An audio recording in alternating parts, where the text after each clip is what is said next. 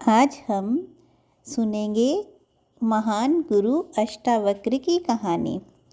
एक बार राजा जनक ने चाहा कि मैं आध्यात्मिक ज्ञान प्राप्त करूं।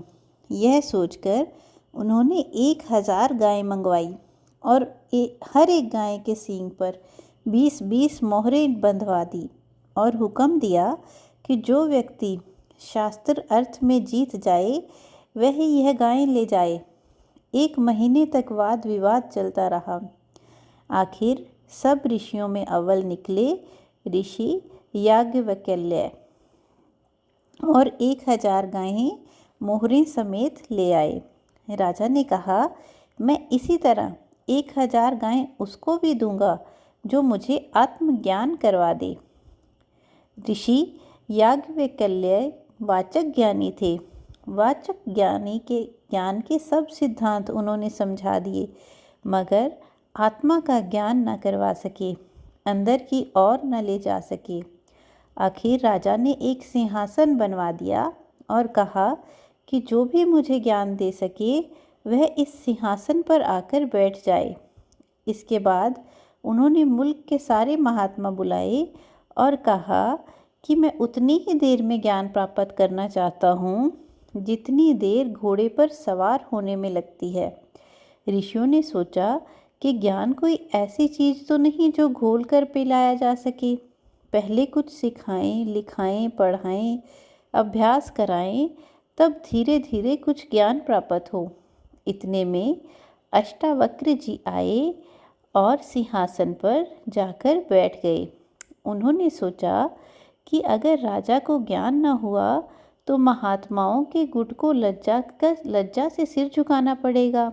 उन्हें देखकर सब हंस पड़े। इस पर अष्टावक्र ने कहा, मैं तो समझा था कि यह महात्माओं की सभा है, लेकिन नहीं, यह तो आत्मा को नहीं देखते, शरीर को देखते हैं, और चमड़ी को देखना तो चमारों का काम होता है।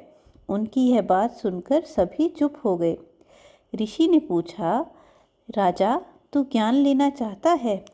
राजा ने कहा, इतना सब कुछ मैं ज्ञान प्राप्ति की लालसा से ही कर रहा हूँ।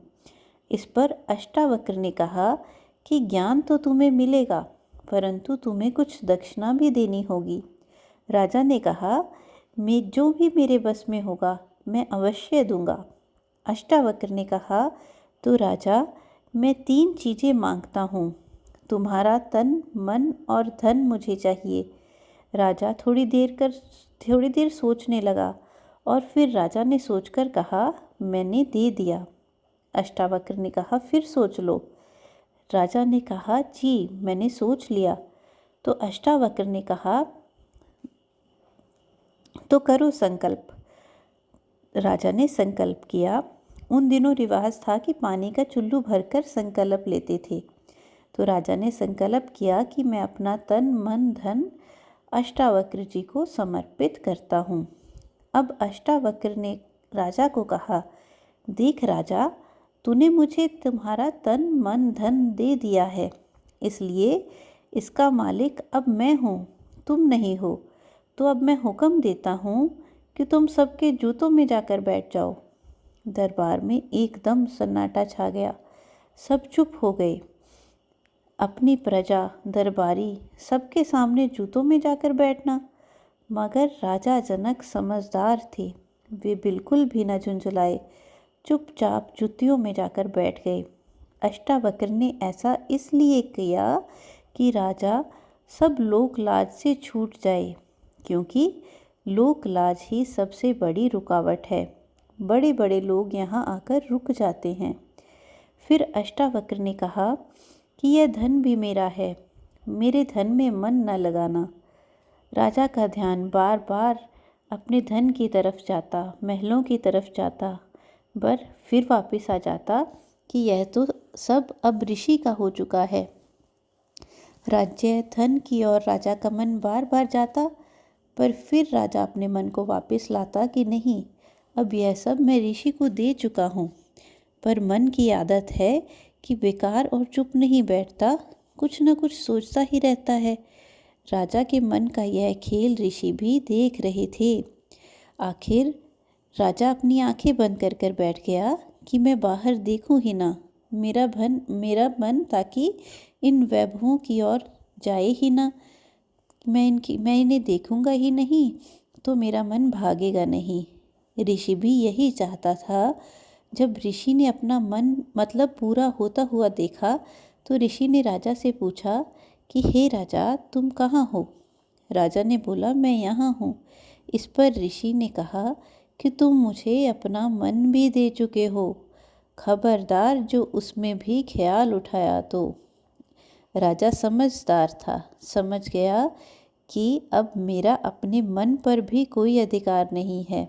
समझने की देर थी कि मन का भागना भटकना रुक गया। जब ख्याल बंद हुआ तो अष्टावक्र ने अपनी अनुग्रह दृष्टि उसे राजा को दे दी। रूह अंदर की ओर यात्रा में चली गई, रूहानी मंजिल की सैर करने। अष्टावक्र ने अन्य ऋषियों से कहा कि अब राजा को बुलाओ। अब राजा को बुलाए कौन? ऋषियों ने जितनी देर मुनासिब समझा राजा को अंदर जाने का आनंद लेने दिया। आखिर में उसे नीचे लाया गया।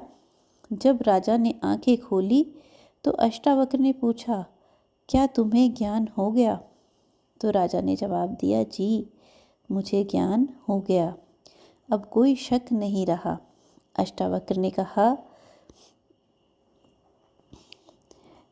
कि मैं यह तन मन धन तुम्हें प्रसाद के तौर पर वापस देता हूँ, इसे अपना न समझना।